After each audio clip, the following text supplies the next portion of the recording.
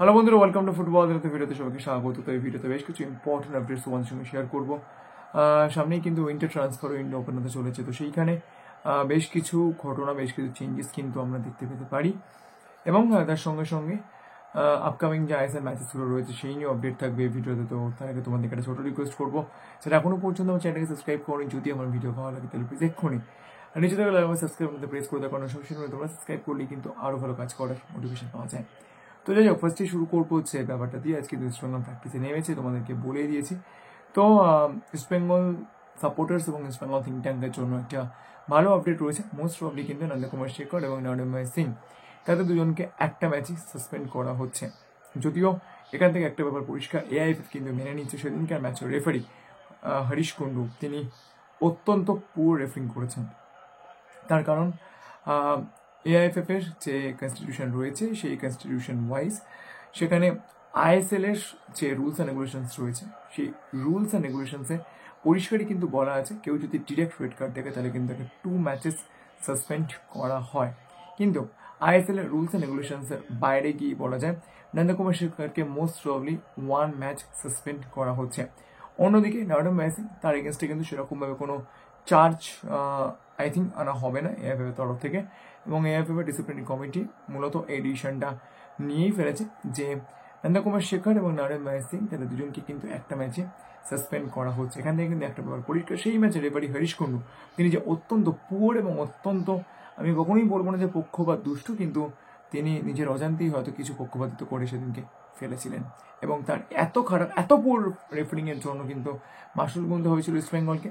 আমি শুধুমাত্র ইস্ট বেঙ্গলের কথা বলবো না, আইএসএল একাধিক ক্লাবস তারা কিন্তু এই পুয়ার রেফারিং এর মাসুল গুনেছে। আমি north east versus Mohun Bagan super giant ম্যাচে দেখেছিলাম যে শুভাশিস বোস নর্থ ইস্ট ইউনাইটেডের গোলকিপারের বুকে পাতুলে গোল করে দিয়েছিলেন, সেটাকেও কিছু বলা হয়নি।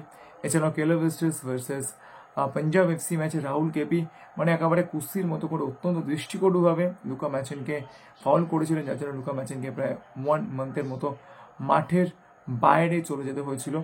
তো তারপরেও কিন্তু তাকে কোনো রেড কার্ড দেখানো হয়নি।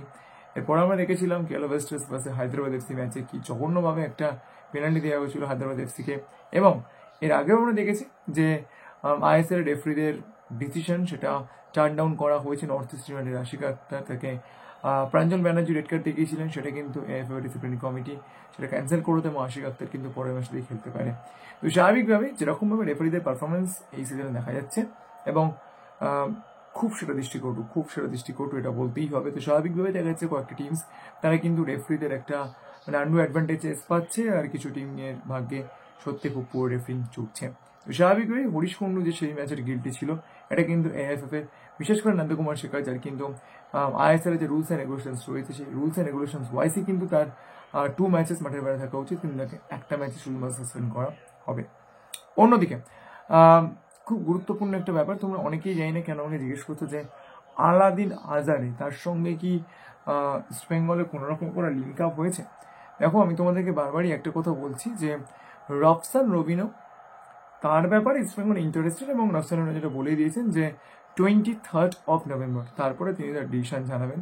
এছাড়াও আরও 2-1টা অপশানস রয়েছে ইস্ট বেঙ্গল ম্যানেজমেন্টের কাছে। এছাড়া আলাদিন আজারে এইসব আমি জানি না কে বলছেন, যিনিই বলুন না কেন এই মুহূর্তে এরকম কিছু মানে আমার কাছে হয়তো আপডেট নেই। যারা যারা আস করছে তাদেরকে বলছি আলাদিনের ব্যাপার নিয়ে প্লিজ কিছু জিজ্ঞেস করুন, এইসব অলিক কল্পনা ইস্ট বেঙ্গল রিলেটেড না করাটাই বেটার অপশন। অন্যদিকে খুব গুরুত্বপূর্ণ একটা ব্যাপার সেটা হচ্ছে যে আনোয়ার আলী তিনি তো মোহনবাগান সুপার জায়ান্ট ছেড়ে দিয়েছেন এবং তার গ্যাপটা এখনো পর্যন্ত কিন্তু পূরণ করতে পারেনি মোহনবাগান সুপার জায়ান্ট, এবং দিব্যেন্দু বিশ্বাস তাকে প্রথমে আনোয়ার আলী বিকল্প ভাবা হয়েছিল, কিন্তু ক্রমশই তিনি তার ফর্ম হারিয়েছেন। এই মুহূর্তে যেটা latest update, Mohun Bagan super giant management কিন্তু তারা একজন ভার্সেটাইল ডিফেন্ডার খুঁজছেন এবং একজন ভালো মানের ইন্ডিয়ান ভার্সেটাইল ডিফেন্ডার তারা কিন্তু সাইন করতে চায় উইন্টার ট্রান্সফার উইন্ডোতে, এবং সেক্ষেত্রে এমন একজন ডিফেন্ডারকে তারা নিতে চায় যার থেকে for a long period of time ধরে তারা কিন্তু একটা সার্ভিস পেতে পারবে এবং তার মধ্যে অবভিয়াসলি একটা ভার্সিটাইলিটি থাকবে। তার কারণ তোমরা নিশ্চয়ই জানো মোহনবাগান সুপার জায়ান্ট কিন্তু ভার্সিটাইল প্লেয়ার ছাড়া তারা কিন্তু সাইন করায় না। তো সেক্ষেত্রে এই মুহূর্তে তাদের প্রধান নজর রয়েছে অবশ্যই মুম্বাই সিটি এফসির মেহতাব সিং এর ওপর, এবং তাছাড়াও কিন্তু আলেক্স সাজি, যাকে পাওয়ার জন্য মোহনবাগান ইস্ট বেঙ্গল দুটো ক্লাবই ট্রাই করেছিল, কিন্তু যেহেতু হায়দ্রাবাদ এফসি ট্রান্সফার ব্যানটা ওঠেনি এবং স্বাভাবিকভাবে মোহনবাগান সুপার জায়ান্টের তরফ থেকে সত্যি কথা বলতে গেলে কোনো অফারই যায়নি হায়দ্রাবাদ এফসির কাছে সেই সময় আলেক্স সাজির জন্য।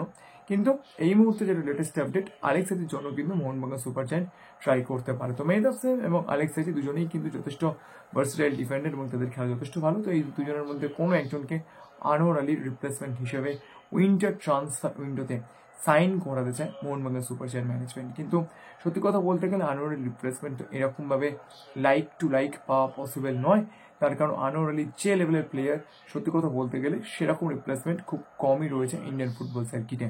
তো স্বাভাবিকভাবে আলেক্স সাজি বা মেহতাব সিং এই দুজনের মধ্যে কোনো একজনকেও কিন্তু পাওয়া মোহনবাগান সুপার জায়ান্টের পক্ষে অত্যন্ত ডিফিকাল্ট হবে। তবে ফিনান্সিয়ালি কিন্তু মোহনবাগান সুপার জায়ান্ট যথেষ্ট স্ট্রং। তো সেক্ষেত্রে আলেক্স সাজি বা মেহতাব সিং তাদের সঙ্গে যদি ঠিকঠাক করে ডিল করতে পারে মোহনবাগান সুপার জায়ান্ট, তাহলে কিন্তু কোনো একজন আসতে পারে।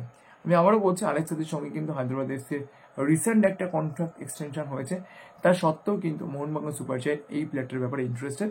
তবে obviously prime target Mumbai city এফসির মেহতাব সিং। তো এই দুজনের মধ্যে কোনো একজন শেষ পর্যন্ত মোহনবাগান সুপার জায়ান্টে আসে কিনা সেটা জানার জন্য আমাদেরকে অবভিয়াসলি উইন্টার ট্রান্সফার উইন্ডো পর্যন্ত ওয়েট করতেই হবে।